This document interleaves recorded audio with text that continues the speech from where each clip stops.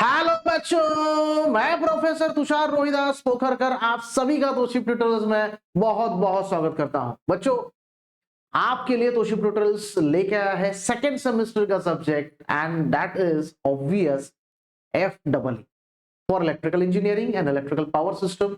ये सब्जेक्ट बहुत ही इंपॉर्टेंट है बच्चों, क्योंकि ये है फंडामेंटल।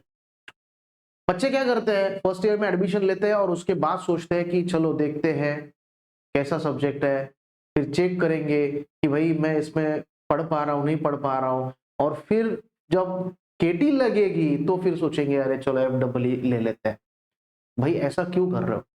आपको इतने कम दाम में हम दे रहे हैं सब चीजें, और वो भी क्वालिटी टीचिंग दे रहे हैं, तो ऑब्वियसली आपको इतना तो करना होगा कि आपको थोड़ा बहुत तो लक्ष्मी देना पड़ेगा। ऐसा नहीं कि कोई चीज फ्री में मिलेगी। और ये आप फ्री का छोड़ दीजिए, बट ये आप खुद के ऊपर क्यों ले रहे हो? आप जब कोई चीज एकदम यहां तक आ जाती है तब सोचने लगते हो कि अभी कैसे हाथ पैर मारे। भाई जब आपको कोई चीज सीखनी है, स्विमिंग सीखना है, तो उसका प्रॉपर ट्रेनिंग लेना पड़ेगा। कॉलेजेस से प्रॉपर टीचिंग नहीं हो पा रही है, और ऑब्वियसली आपको इन पर्टिकुलर सॉल्यूशंस को तोशिप ट्यूटोरियल से ही यहाँ पे कुछ ना कुछ नॉलेज मिलेगा। जब तक आप सोचते रहोगे कि आप FEE ले लोगे तब तक सेमेस्टर खत्म हो जाती है। बच्चों इतना वेट मत कीजिए। इतना पेशेंस दिखाना है तो पढ़ाई में दिखाइए। ऑब्वियसली बच्चों, आपके लिए स्पेशल थिंग्स हम लेके आते हैं।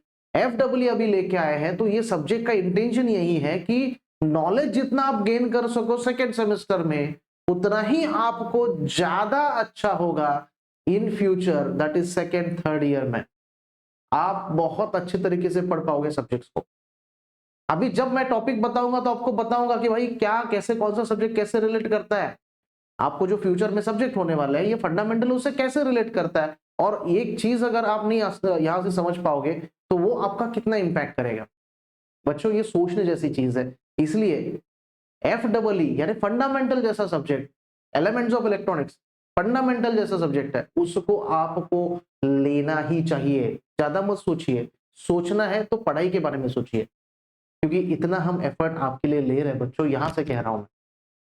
आइए देखते हैं इसमें क्या है। FEE में फंडामेंटल्स ऑफ इलेक्ट्रिकल इंजीनियरिंग में 312 310 is your subject code. Electrical engineering, electrical power system बच्चों दोनों के लिए है। ऐसा नहीं है कि सिर्फ इलेक्ट्रिकल इंजीनियरिंग, राइट? दोनों का फंडामेंटल इसमें आपको मिलेगा। 70 मार्क्स का पेपर है जैसे बाकी का होता है। And then you can observe, सबसे पहला ही चैप्टर क्या है? Basic electrical parameters.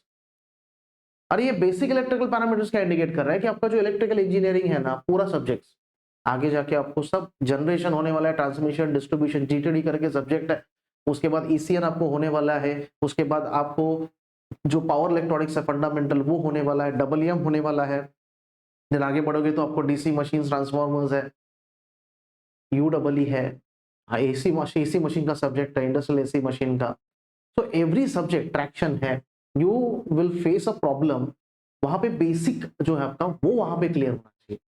तो बेसिक का मतलब क्या होता है? जैसे what is voltage, what is current, what is potential, what is potential difference, what is EMF, what is resistance, what is resistivity, everything is covered in this particular unit number 1।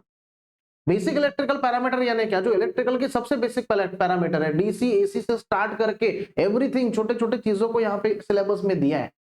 तो obviously ये चीज जब तक नहीं समझ में आएगी, ये जब तक मैनिपुलेट करते रहोगे, नहीं नहीं है ऐसा होगा, शायद करंट यानी क्या है ना, शायद फ्लो ऑफ इलेक्ट्रॉन्स होगा। अरे शायद करके फायदा नहीं है भाई, वही है। लेकिन ये कॉन्फिडेंटली बताने वाला कोई तो गुरु आपके सामने है। इसलिए download the app Toship tutorials and obviously purchase कीजिए ये बेसिक सब्जेक्ट्स जो आपके सेकंड सेमेस्टर है। इंप्रूव योर मार्क्स, कॉन्फिडेंट बनिए। सिर्फ और सिर्फ पढ़ने से कुछ नहीं होता, पास होने से कुछ नहीं होता, कॉन्फिडेंट बनना ये जरूरी है।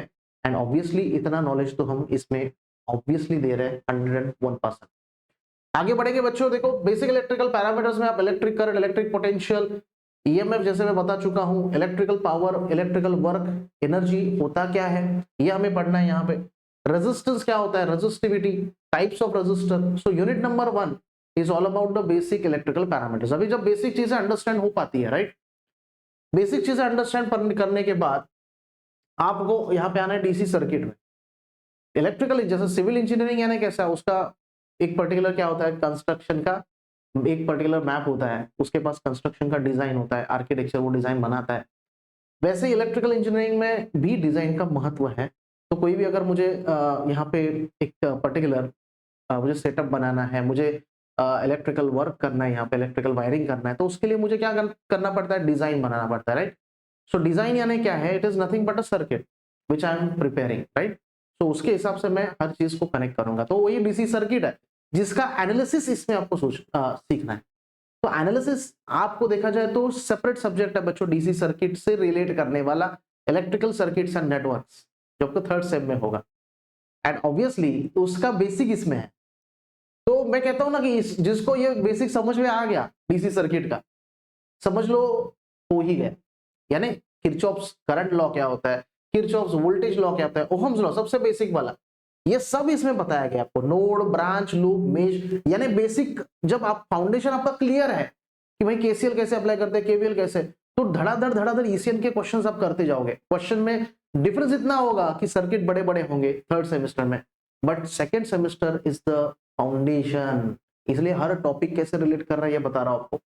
Basic electrical parameter no doubt unit number 1 तो सबसे ही रिलेट करेगा, सबका बेसिक है, सबका बाप है।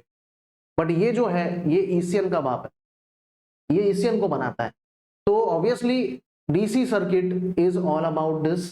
डीसी सर्किट के बाद बच्चों देखो मार्किंग स्कीम एवरीथिंग आपको बताऊंगा। कैपेसिटर्स एंड बैटरी, अभी ये भी क्या है ना, एकदम बेसिक चीज है ये कैपेसिटर्स एंड बैटरी। कैपेसिटर तो हर सब्जेक्ट में है, वो ईसीएन हो या फिर आपका ईएम हो या फिर आपका डीसी मशीन हो, everywhere capacitor is a kind of a device which is used in every kind of a we can say electrical appliance almost, right. तो ये डीसी सॉरी कैपेसिटर क्या है ना, डीसी पे चलने वाला डिवाइस है। बैटरी आपका डीसी पे चार्ज होता है। तो कैपेसिटर्स एंड बैटरी से दो मिलके ये टॉपिक बनाया गया, जिसमें कैपेसिटर का बेसिक अंडरस्टैंडिंग, कैपेसिटर होता क्या है, जनरली आप कहाँ पे यूज करते हो, आपको तो पता है ना, घर में कहाँ पे यूज करते हैं कैपेसिटर। जब फैन रुक जाता है तो आप सबसे पहले क्या सोचते हो, चलो भाई कंडेंसर देखता है, उसका व्हाइट कलर का कंडेंसर चेक करता है। तो सबसे पहले वो चेक करते हो, फिर आपको पता चलता है कि भाई प्रॉब्लम उसमें ही है। तो कैसा है, वो कैपेसिटर है जो चार्ज और डिस्चार्ज होता है और आपके फैन के मोटर को इनिशियल वहां पे जो टॉर्क है वो प्रोड्यूस करने के लिए, अंदर मोटर है फैन के, उसको इनिशियल वहां पे टॉर्क प्रोड्यूस करने के लिए कैपेसिटर का जो चार्जिंग है, वोल्टेज है, उसको पुश कर देता है, देयरफॉर द फैन स्टार्ट।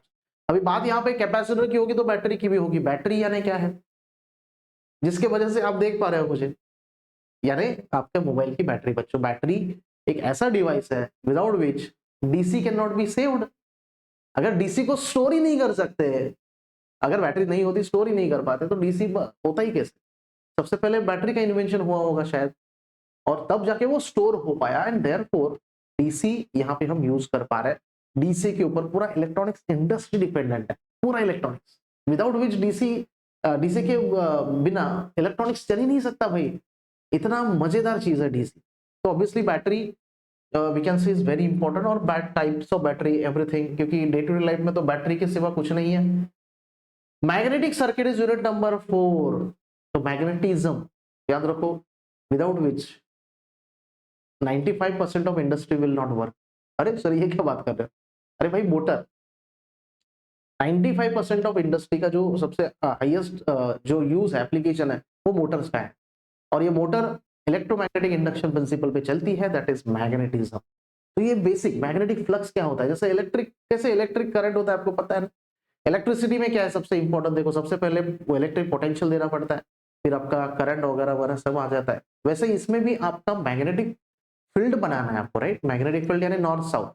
तो उसके लिए सबसे पहले क्या लगेगा आपको, जैसे यहाँ पे लग रहा है इलेक्ट्रिक फील्ड, वैसे यहाँ पे मैग्नेटिक फील्ड प्रोड्यूस करना पड़ेगा। तो मैग्नेटिक फील्ड एक तो नेचुरली होता है और दूसरा आर्टिफिशियली। नेचुरली यानी बार मैग्नेट पता है आपको, खींच लेता है आयरन पार्ट्स को, और एक दूसरा जो इलेक्ट्रोमैग्नेट होता है, इलेक्ट्रिसिटी प्रोड्यूस करने के बाद कॉइल में वो मैग्नेटिज्म प्रोड्यूस करता है उसके अराउंड। ये आपके इसने प्रूफ किया था, देखिए ओरेस्टेड ने। ओरेस्टेड पता है ना, ओरेस्टेड, उसने एक्सपेरिमेंट किया था, फिर वो जो आयरन फिलिंग्स है उस पर्टिकुलर वायर के सराउंडिंग में से कलेक्ट हो गए, सर्कुलर लूप बना लिया उन्होंने। तो तो ये जो है ना कैसा है ना, ये बेसिक बेसिक चीजें हैं जो आपको इलेक्ट्रिक सर्किट और मैग्नेटिक सर्किट दोनों को समझने में मदद करती है। And this is very important topic. And में आपको ये कंपैरिजन भी मिलेगा, इसमें comparison of electric circuit and magnetic circuit, जो इसमें बहुत इंपॉर्टेंट एस्पेक्ट है और क्वेश्चन भी आपको पूछा जाता है। तो ऑब्वियसली यूनिट नंबर 5 में आपका है इलेक्ट्रोमैग्नेटिक इंडक्शन, जिसकी हम बात कर रहे थे। मैग्नेटिज्म अगर जिसको समझ में आ गया, मैग्नेटिक सर्किट के बाद बच्चों है इलेक्ट्रोमैग्नेटिक इंडक्शन, जिसमें एक्चुअल में इंडक्शन कैसे होता है। जैसे आपको पता है फैराडे बहुत बढ़िया आदमी था, जिसके वजह से इलेक्ट्रोमैग्नेटिक इंडक्शन पॉसिबल हुआ, और जिसके वजह से पूरा ये जो मोटरिंग वर्क है, मोटरिंग फंक्शन है, मोटरिंग प्रिंसिपल है, ये काम करता है। तो obviously that is Faraday's law of electromagnetic induction. और उसे क्या लेंज लॉ, लेंज एक छोटा सा आदमी था जिसने वो सिर्फ डायरेक्शन के बारे में बताया, लेकिन मेन आदमी था Faraday. Faraday's law of electromagnetic induction ये बहुत पॉपुलर है बच्चों, Faraday's law of electromagnetic induction. और फ्लेमिंग्स का left hand and right hand rule. जो लेफ्ट हैंड रूल है वो बेसिकली लेफ्ट हैंड रूल यानी मोटरिंग के लिए है, और राइट हैंड रूल जनरेटर के लिए है। तो ये लेफ्ट राइट हैंड रूल किसके लिए है? Direction of current and direction of EMF and direction of magnetic field, motion of the conductor, everything, this 3 parameters you can find out by using this 2 laws. तो generator के लिए right hand use किया गया है, क्योंकि हम शुभ काम किससे करते हैं? राइट हैंड से करते हैं, तो इसलिए उसको राइट हैंड रूल और लेफ्ट हैंड रूल आपके मोटर के लिए बनाया गया है। तो बेसिकली फ्लेमिंग ने बनाया, हमने नहीं बनाया। तो फ्लेमिंग्स का ये उसके पीछे क्या था? रोल था, राइट। सो ये इलेक्ट्रोमैग्नेटिक इंडक्शन चैप्टर ये टॉक्स अबाउट इंडक्टेंस, क्या होता है, mutual inductance, everything which is related to the inductance, that is electromagnetic induction. तो ऑब्वियसली यही चीज यहाँ पे डिस्कस की गई है, this is very very important chapter. आगे बढ़ेंगे टू द मार्किंग स्कीम बच्चों। मार्किंग स्कीम ऑब्वियसली दिमाग में यही आता है सबसे, जब हम कोई भी कॉन्सेप्ट अंडरस्टैंड करते हैं सर, वो बात अलग है। यानी कोई भी हम काम कर रहे हैं वो हमारा फेवरेट है, फेवरेट काम कर रहे हैं वो बात अलग है, लेकिन पैसा भी तो चीज है ना। यानी आपको काम करने के बाद इस कलयुग में इंपॉर्टेंट है पैसा। वैसे ही ये कॉन्सेप्चुअल लर्निंग तो सर आपने बता दिया, लेकिन मार्किंग का क्या, यानी मार्क्स तो आने चाहिए ना। तो मार्क्स के हिसाब से बच्चों देखो तो बेसिक इलेक्ट्रिकल पैरामीटर्स जो है 12, 14, ये देखो सेकेंड यूनिट आपका 14, DC circuit, capacitors and battery 14 and electromagnetic induction 16 marks का आपको दिया गया है। तो जितना ज्यादा जिसका इंपॉर्टेंस है उसके हिसाब से आपको मार्क्स ये दिए गए, ऐसे डिक्रीजिंग ऑर्डर में है वो, राइट। सो चैप्टर का साइज भी इंपॉर्टेंट होता है, उसके हिसाब से ये मार्क्स दिए जाते हैं। बट इंपॉर्टेंट ये है कि सभी चैप्टर्स 10 के आगे है, तो हर एक चैप्टर इंपॉर्टेंट है, क्योंकि ऑब्वियसली यही चैप्टर्स के बेसिस पर आगे के जो आपको सब्जेक्ट्स है उनका यहाँ पे फाउंडेशन है। और ये फाउंडेशन जब तक क्लियर नहीं होता तब तक आप वो सब्जेक्ट्स ठीक से नहीं पढ़ पाते हो, लेकिन ठीक से नहीं, डाउट रहेगा कुछ मन में, अरे ये भाई सर ये पोटेंशियल और पोटेंशियल डिफरेंस में डिफरेंस क्या है, दोनों तो सेम ही लग रहा है। तो जैसे एनर्जी में डिफरेंस होता है, जैसे अगर मैं कहूं कि अगर हम दोनों का, आपका और मेरा अगर नॉलेज सेम होता तो मैं आपको बताता क्या ये सारी चीज, मैं आपको पढ़ाता क्या? यानी दोस्त मिलते हैं तो एक दूसरे को क्या डायरेक्ट स्टार्ट करते हैं, अरे हाँ मैं इलेक्ट्रिक करंट का बताता हूँ आपको, ऐसा नहीं होता ना। जब वो पूछेगा तो आपको समझेगा नहीं भाई एनर्जी डिफरेंस है, यानी मुझे पता है इसको नहीं पता है तो मुझे बताना पड़ेगा। और टीचर का रोल कैसा है कि मेरा एनर्जी आपसे ज्यादा है, तो ऑब्वियसली मैं हमेशा आपको क्या करूंगा, मिला तो भी वही पूछूंगा, अरे पढ़ा के नहीं है, अरे ये पढ़ो, और इसका मीनिंग क्या है, उसका मीनिंग क्या है। तो that is a energy difference. तो एनर्जी आप में भी है, मुझ में भी है। वैसे पोटेंशियल है, इलेक्ट्रिक पोटेंशियल इज एवरीवेयर, उसको अप्लाई करना होता है। बट जब पोटेंशियल डिफरेंस क्रिएट होता है तभी बच्चों करंट फ्लो होता है, यानी एनर्जी फ्लो होती है from one point two another. So that is a beautiful thing in this particular this subject, fundamentals of electrical engineering. So obviously मैं अगेन कहूंगा बच्चों कि ये सब्जेक्ट बहुत बहुत इंपॉर्टेंट है, सेकेंड सेमेस्टर का सब्जेक्ट है के स्कीम के बच्चों के लिए, and therefore it is very important to understand every meaning of the term in a very easiest way. So obviously we are there for that. हम बहुत easiest way में इसको बता चुके हैं। ये सब्जेक्ट पूरा का पूरा अवेलेबल है on Toship Tutorials app. You can download it from your app store, Google Play Store, everywhere you will get it. Please download it and obviously purchase कीजिए हमारे सेकेंड सेमेस्टर के subject So this is all about the introduction of this subject. So thank you very much for watching this video. Please download it. Thank you.